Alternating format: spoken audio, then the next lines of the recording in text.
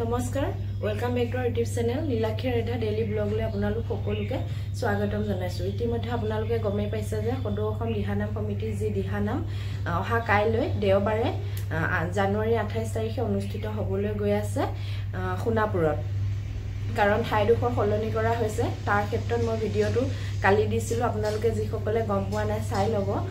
প্ৰথমতে য'ত অনুষ্ঠিত হ'ব বুলি কৈছিলে মাজিগাঁও, সেই ঠাইডোখৰত মনসা পূজা চলি আছে, সেইকাৰণে তাৰ দিহানাম কমিটিৰ বিষয়ববীয়াসকলে সিদ্ধান্ত গ্ৰহণ কৰিছে যে তাত বহুতো যান জঁটৰ সমস্যাৰ সৃষ্টি হৈ যাব। সেইকাৰণে তেওঁলোকে সেই ঠাইডোখৰৰ সলনি এতিয়া দিহানাম ভাগ সোণাপুৰত অনুষ্ঠিত কৰিব গৈ আছে, সোণাপুৰৰ টোল গেটৰ ওচৰত।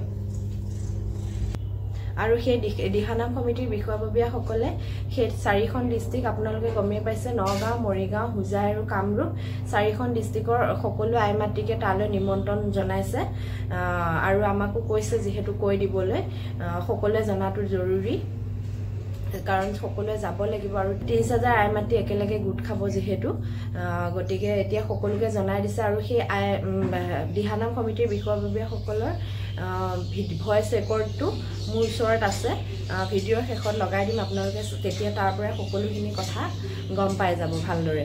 আৰু এইখিনিতে আৰু এটা কথা কওঁ যে আপোনালোকে সাজ পোছাকৰ ক্ষেত্ৰত সকলো আইমাতৃয়ে গমেই পাইছে যিহেতু মুগাবাৰী চাদৰ, মেখেলা আৰু বগা ব্লাউজ আৰু ৰিহাখন নাপাহৰিব আপোনালোকে, তেতিয়াহে সম্পূৰ্ণ শুদ্ধকৈ সাজযোৰ পিন্ধা হয়, ৰিহাখন মাৰি যাব আপোনালোকে।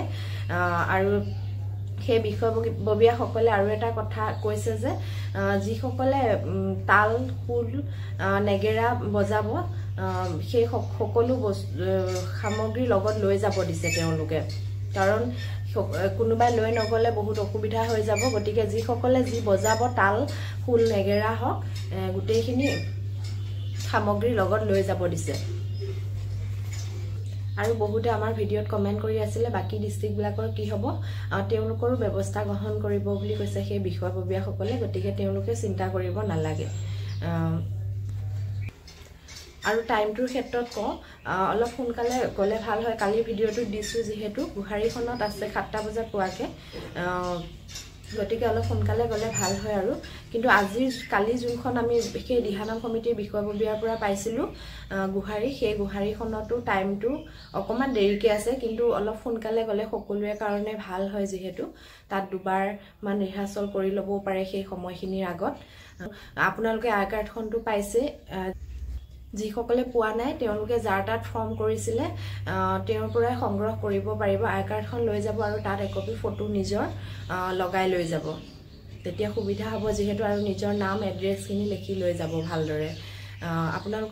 আপোনালোকে যাৰ তাত ফৰ্ম কৰিছিলে তেওঁক সুধিলে সকলোখিনি কথা ভালদৰে গম পাই যাব। আৰু ঠাইডোখৰৰ ক্ষেত্ৰতো গোটেইখিনি গম পাব যে ঠাইডোখৰ মাজিগাঁৱৰ সলনি এতিয়া বৰ্তমান সোণাপুৰত অনুষ্ঠিত হ'ব আৰু অহা কাইলৈ হ'ব। গতিকে সময় বিশেষ নাই যিহেতু, সেইকাৰণে আপোনালোকে আৰু ভিডিঅ'টো জল্দি শ্বেয়াৰ কৰি দিব। আৰু ইমান কষ্ট কৰি যিহেতু ভিডিঅ'টো দিছোঁ, আপোনালোকৰ ইনফৰমেশ্যনবিলাক যাওঁতে ছাবস্ক্ৰাইব কৰি থৈ যাব নাপাহৰিব। এইখিনিতে আৰু এটা কথা কৈ দিওঁ যে আমাৰ জাগিৰোড ফালৰ পৰা গ'লে যিসকলে আইমাতৃ যাব তেওঁলোকে টোল গেটটো পাৰ নহওঁতে পাব বাওঁ ছাইডে, আৰু গুৱাহাটীৰ ফালৰ পৰা আহিলে টোল গেটটো পাৰ হৈ 20 মিটাৰমান সোমোৱাৰ পাছতে আপোনালোকে তাৰ তোৰণ দেখিবই দিহানামৰ, তেতিয়া আপোনালোকে পাই যাব, সেইখিনিতে বেছি দূৰ নহয় বাৰু। সেই দিহানাম কমিটিৰ বিষয়ববীয়াসকলে তেনেদৰে জনাইছে যিহেতু সেইদৰে মই কৈছোঁ, আৰু ভিডিঅ'টো আপোনালোকে শুনি ল'ব শেষত, তেতিয়া ভালদৰে সম্পূৰ্ণ তথ্যখিনি পাই যাব। আৰু এইটো একদম সম্পূৰ্ণ শুদ্ধ ইনফৰমেশ্যন দিছোঁ আপোনালোকক, কাৰণ কাইলৈ দিহানাম ভাগ অনুষ্ঠিত হ'বই, এইটো সম্পূৰ্ণভাৱে শুদ্ধ হৈ গ'ল, খাটাং খবৰ বুলি ক'ব পাৰি। গতিকে আপোনালোক যিসকল আইমাতৃ এই 4খন জিলাৰ ভিতৰত পৰে সকলোকে তালৈ যাবলৈ অনুৰোধ জনালোঁ, কাৰণ সকলোৱে গাম যিহেতু নামভাগ সকলোৱে একেলগে হ'লে ভাল লাগিব আৰু সকলোকে তাত একেলগে লগ পাম। আৰু কাইলৈ সেই দিহানামৰ ৱৰ্ল্ড ৰেকৰ্ডৰ যি 12 মিনিট সময় হ'ব বিশ্ব ৰেকৰ্ড, সম্পূৰ্ণভাৱে আপোনালোকক আমাৰ চেনেলতে দেখা পাব, আৰু গোটেই তাৰ পৰিৱেশ দেখাম। ভিডিঅ'বিলাক আপোনালোকে চাব, ছাবস্ক্ৰাইব কৰি দিব, লাইক কৰিব, শ্বেয়াৰ কৰিব ভিডিঅ'বিলাক যিমান পাৰে। Thank you so' much.